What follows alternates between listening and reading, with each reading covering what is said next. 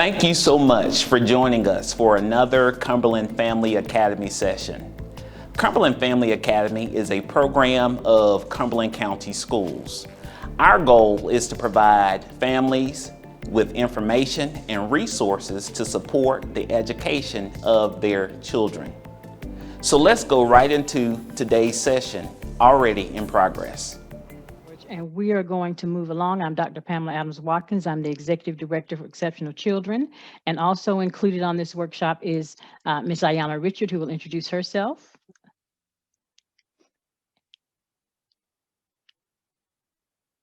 Oh, she says she can't unmute it this time. So thank you. Now I can.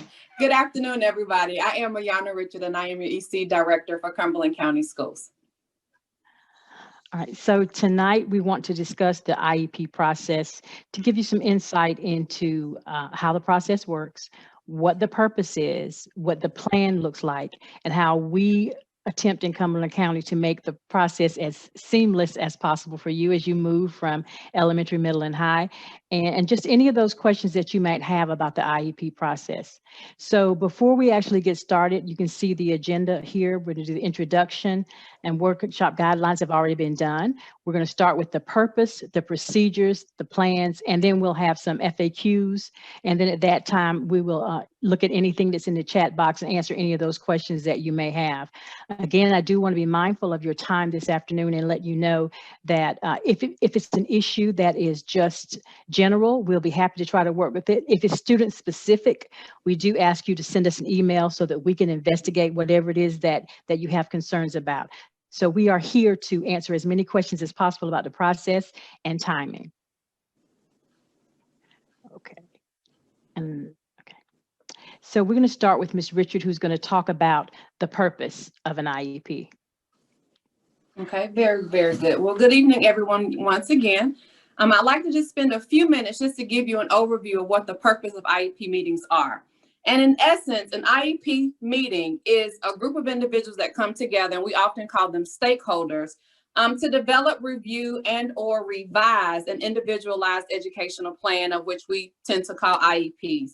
And this is only for students that have been identified through an eligibility process that we'll talk a little bit about more moving through this presentation, and they're identified as requiring a need for exceptional children's services. Now, with this group of stakeholders, there are certain individuals that have to be a part of this team that are required. And we have always an LEA representative, which stands for a local educational agency rep. You have the student of the actual disability. They are welcome to come when they're 14 and moving up. We have the parent of the student with a disability, a regular ed teacher, as well as your special education teacher. And on each one of these slides, we've kind of referenced some of the NC statutes that we utilize to talk about each one of these things. So if you need to reference that material, you'll have that ready for you.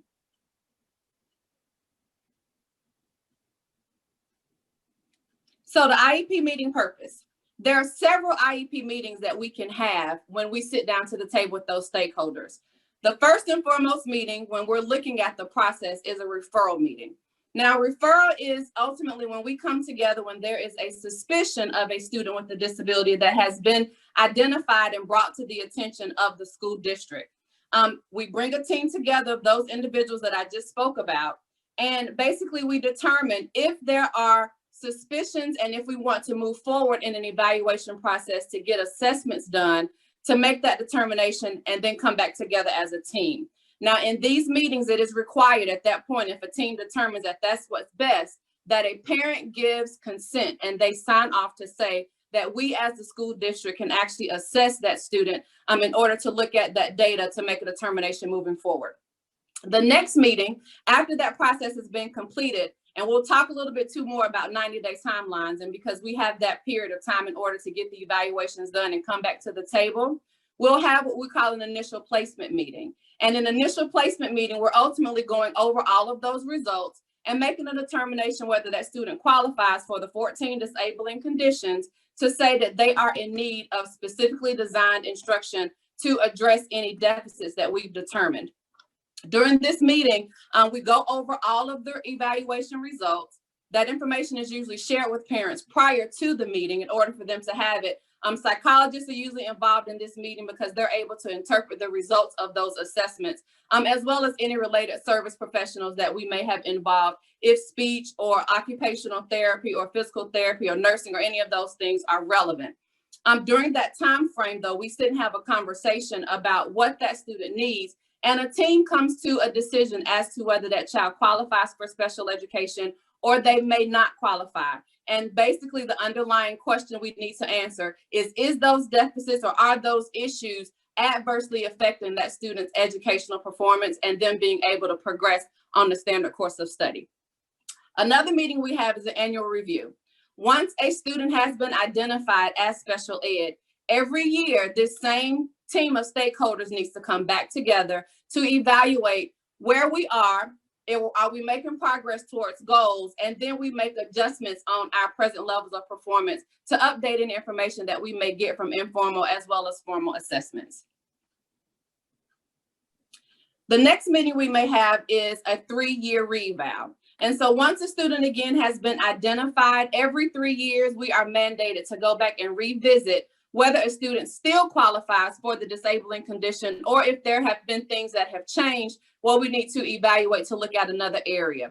That happens again, like I said, every 3 years, and we continue to monitor progress during those meetings. We look at progress notes, we look at progress monitoring, we look at any information that we have as far as academic progress, and we make those determinations at that point. Lastly, we can do an addendum meeting, and an addendum can be called at any point in time by the parent or by the school district if there are things that come up that need to be addressed and we need to make adjustments to the IEP. I like to always say IEPs are a living, breathing document. Once it's written down doesn't mean it has to stay that way and it's not written in stone. We can consistently go back and make adjustments if needed, and those are usually called addendum meetings. So next we have the procedures of IEP meetings. And in essence, there is a timeline. When we come together to make the determination that it's time for us to have a meeting, parents get a notification and we send out an invite to a parent as well as student if it's appropriate to say, this is when we're wanting to bring this team together to have a meeting to address any of those meetings that I just listed. We'll identify that and give you an idea on that invitation, exactly what that meeting is going to encompass. We send you a procedural safeguards. There is a document, and I brought my handy dandy so you can see that. You should get one of these every year. That will give you an outline of what your rights and what you're entitled to as far as services. A draft IEP should be sent home to you 3 to 5 days prior to that meeting if you all are going to be addressing the IEP. And then we sit down and have that meeting at that appointed time. From there, once we have the meeting during that time frame, we'll be taking information and documenting what that meeting resulted in, which will all be captured on what we call a prior written notice. And at the conclusion of the meeting, you will get copies of the actual documents that were completed, as well as a copy of that prior written notice. Dr. Adams. So let's talk for a moment about some of the things that will occur if you suspect that there is a disability or your child is having some problems in school and you want to identify them. The first thing we want to do is make sure that when we're talking about evaluating a student or a referral, that we take the time to figure out why the student is having difficulty. So oftentimes the student support team will meet, as well as maybe the MTSS team, to determine what is causing some of the issues in class. During that time, they're going to be collecting data and information, and that can come in the form of iStation or Success Maker. That gives them a clear picture of how your child is performing. And from that, they're going to look for any discrepancies that they see. Initial referrals are only done when we suspect there's a disability. Now, one of the things is that we have to honor an out-of-state IEP. So if a student comes in from out of state with an IEP, we will hold a comparable services plan meeting, and we'll make sure they continue to get their services. But all of their paperwork and testing has to be updated and done from the North Carolina paperwork. So what we do then is schedule a meeting to start the evaluation process. During that time, the student will receive services. However, we have to have that updated information and eligibility from Cumberland County, from North Carolina. Case teachers process all the referrals and schedule the initial IEP meetings. And case teachers are not in your schools every single day. They are assigned a series of schools. So they are the ones who do that. But as soon as you come in from out of state, we go ahead and start looking at the process. Now, also, if sometime during the meetings that you have with the school, talking about the achievement of your child, and you decide, I would just like to have my child evaluated, I suspect there's a disability, then the team will come to us and go to the IEP team for us to start that process. They will continue with their interventions because that data is important when making decisions. But the IEP team will meet to determine if we need to go ahead and start an evaluation. And we never start an evaluation without parental consent. So you have to consent to that evaluation. And that's one of the purposes of having that meeting, so that you'll know what the problems are, what we're looking at, what we're doing in the meantime, and also to give you some information about that 90-day timeline that we're going to refer to in a few minutes. All right, so there are 5 sections in the referral process. The section 1 is always to discuss what the student's strengths are. We always want to highlight for a student what is positive. You never want to go into a meeting and only look for negative.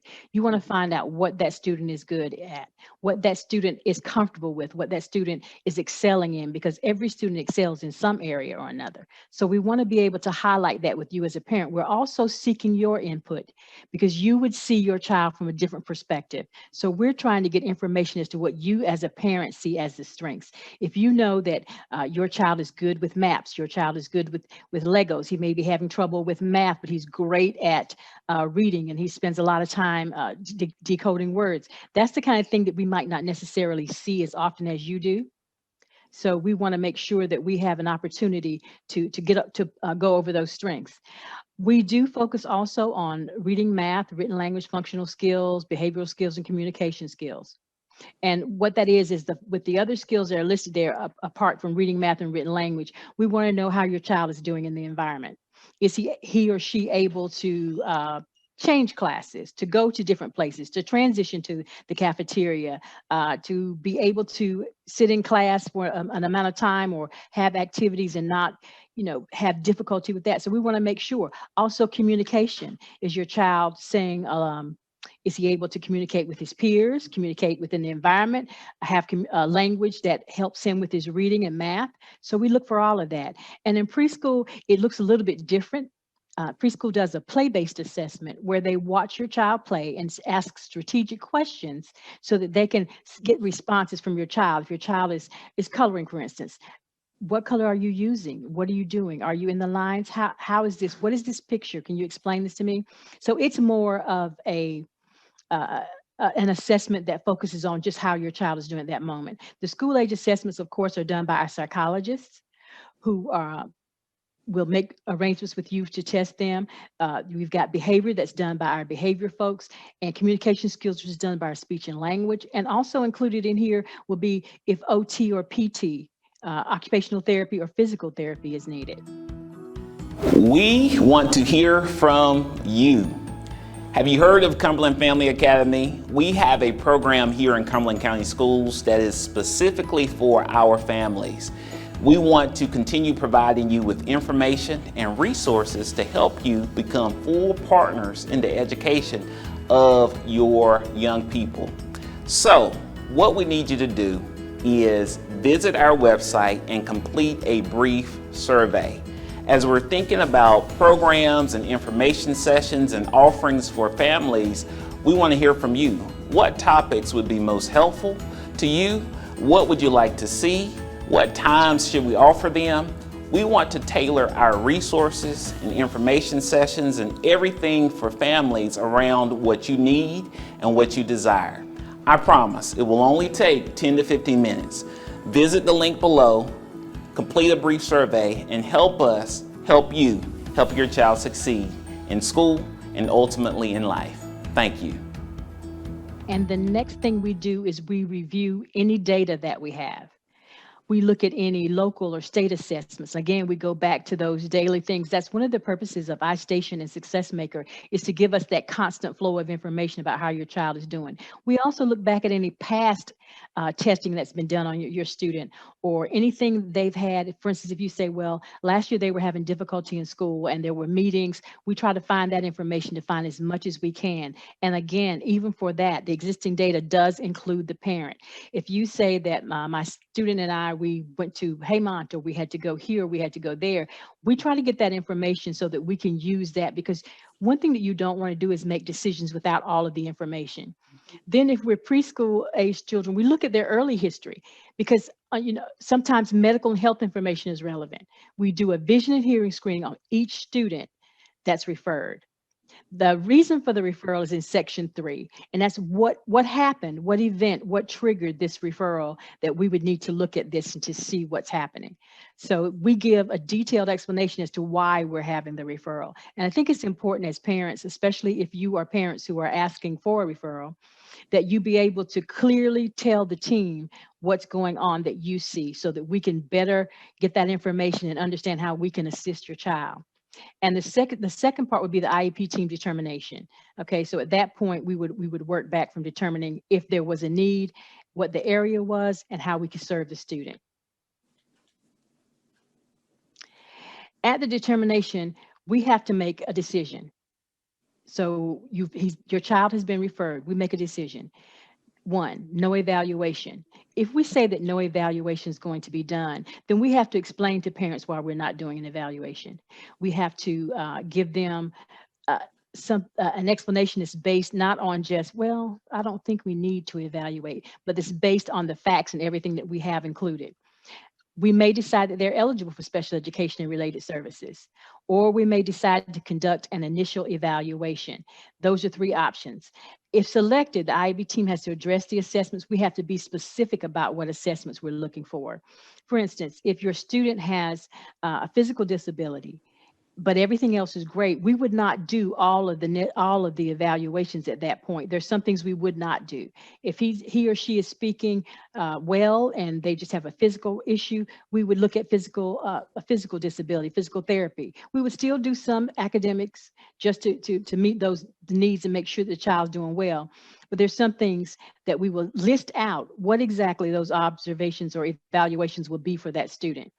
So at that point, when we are there at that determination with that IEP team, that's when the consent for the initial evaluation will be completed. And let me clarify that the IEP team is different from some of the other teams you may meet with. You may meet with the SST team. You may meet with the MTSS team. They're all trying to find interventions to assist your student. And that data is important. It really is. But the IEP team is the only team that will make the determination whether we'll have that first initial evaluation. All right. And the participants in that, all the required participants are members are in attendance for that. That's going to be your LEA rep.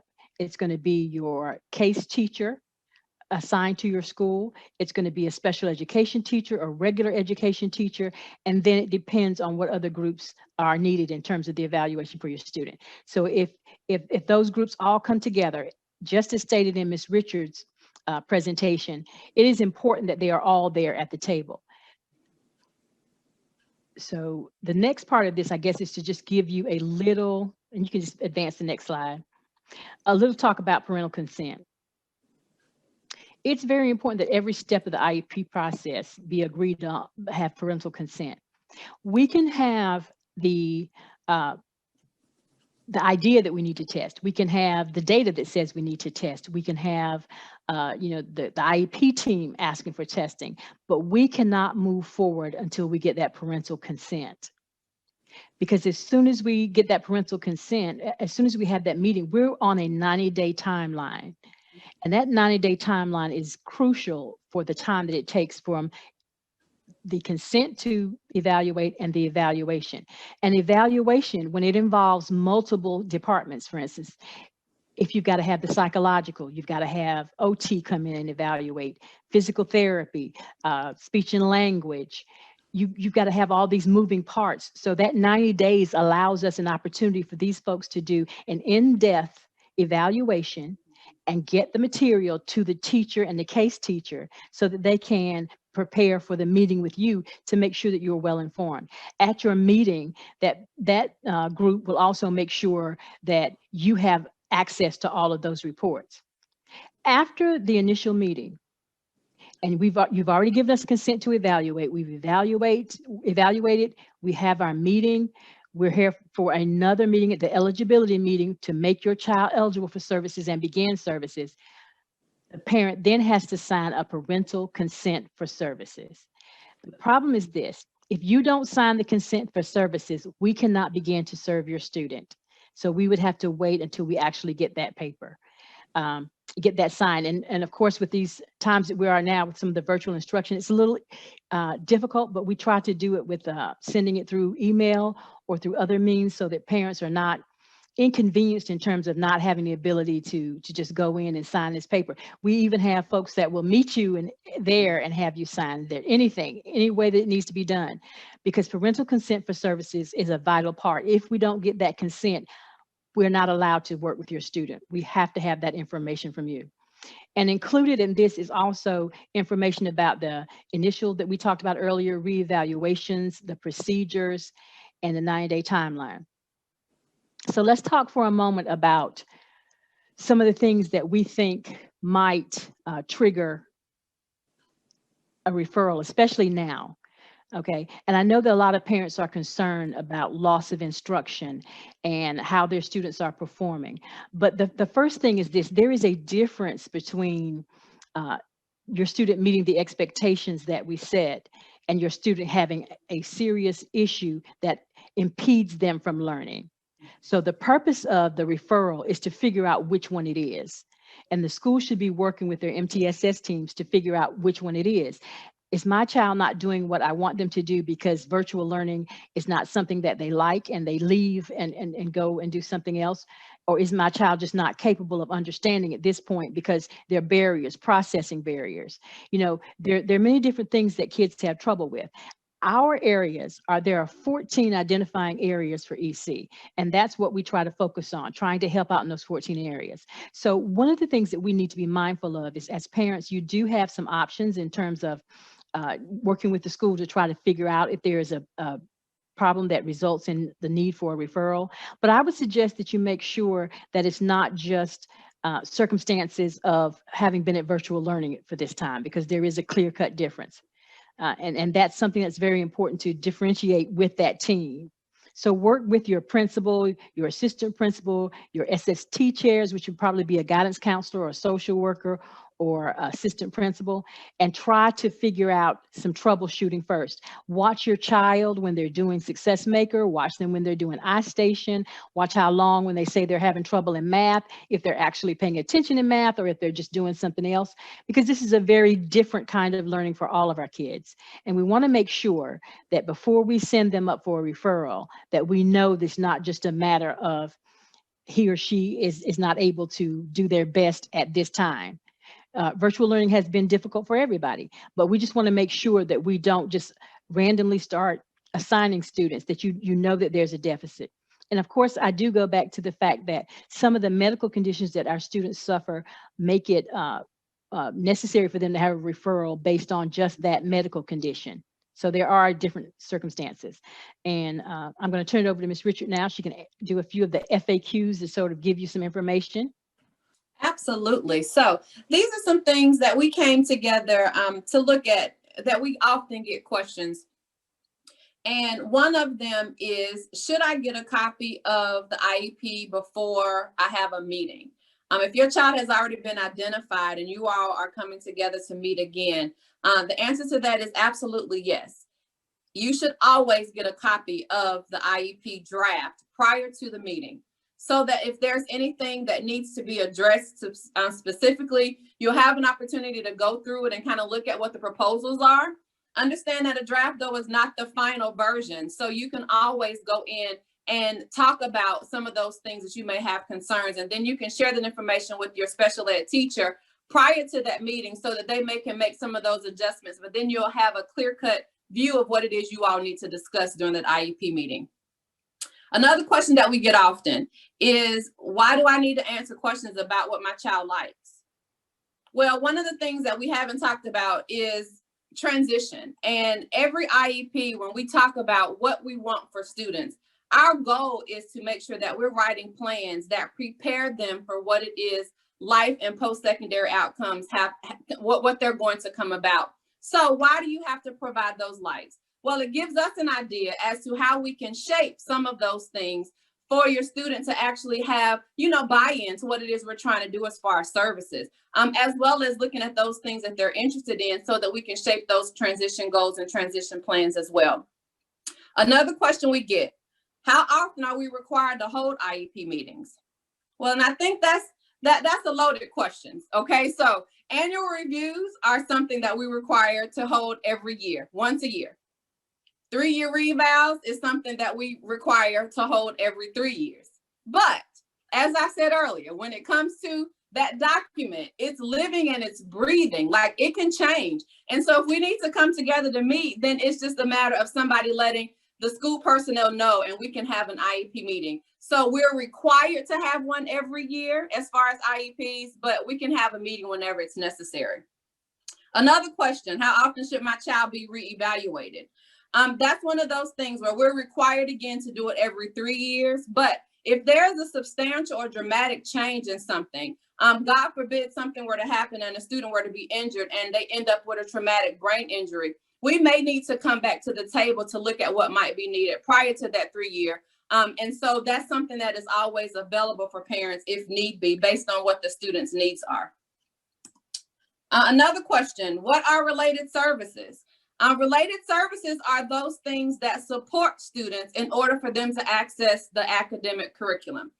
Speech, we mentioned earlier, is a communication disorder. And so if your student is having difficulty accessing the curriculum because of communication deficits, then that's something that speech would address. Occupational therapy is about moving and how we interact with that particular environment.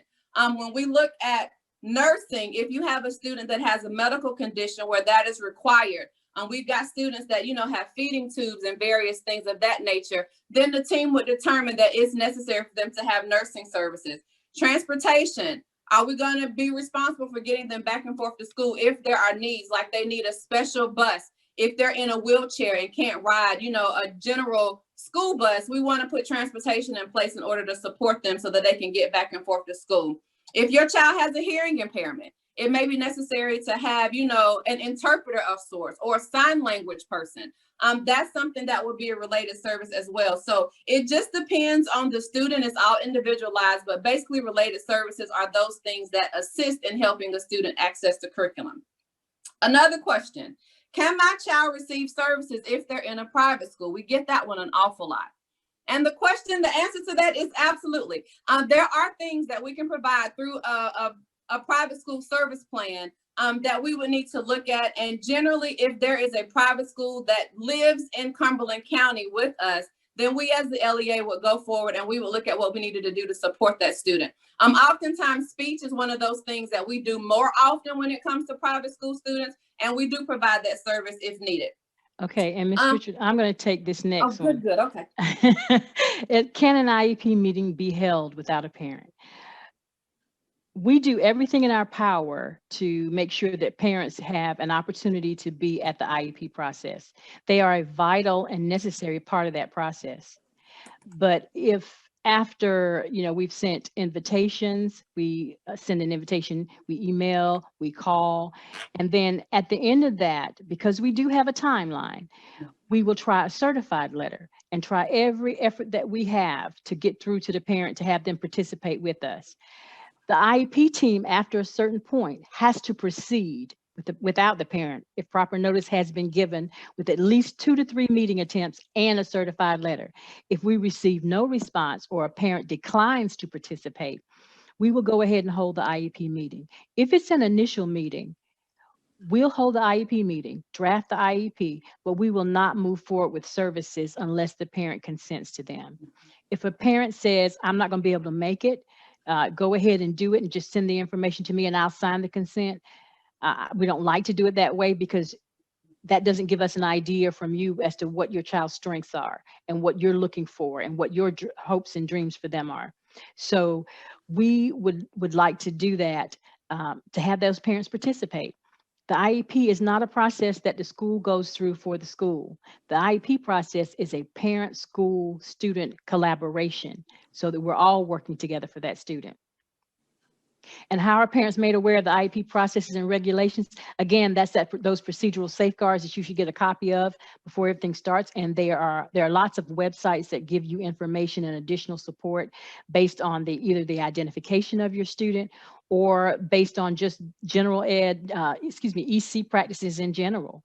So there are many different ways that you'll be able to get that. And anytime that you need a copy of procedural safeguards or you want to understand child find, then you can just call the EC office and they'll be happy to give you that information. And the 90-day timeline. The 90-day timeline is a moving target. It is hoped that within 90 days, we'll have an opportunity to evaluate that student. We hope that we'll have an opportunity to do the psychological because we want to do your student justice. We want to make sure that we have evaluated them educationally, emotionally, physically, however we need to do it based on what their needs are so that we make the best decisions possible and give you the most complete information. One of the things too is a lot of parents want to know, what if I don't agree with the services? Well, there's some room for discussion in there. That's why it's a IEP. It's an IEP team decision with parental input, and everything that's discussed will be placed in that prior written notice, so that you'll have an opportunity to read back through it. Anything that you don't agree with, we will discuss. Anything that we decided was not going to be done is going to be there, because there's a section in there that says anything that, I think it says something similar to refuse any actions that the parent requested that were refused. So anything that you say in there is going to be in there. And we do try to make sure that they're thorough. We also keep minutes in Cumberland County. That's not a state requirement. That's a Cumberland County practice. So there is a person in the meeting taking minutes as well as the PWN. The state requirement is that they do the prior written notice, the PWN, because that's to house all the information. But we want to make sure that we capture everything that happens in the meeting. So we do an additional document, a local document that we have. Okay. And at this point, I know that it's a lot of information if this is something new to you. So we do have an opportunity to answer some of your questions if you have questions, and just try to give you as much information as possible so you can make the best decisions for your students. So do we have any questions in the chat box?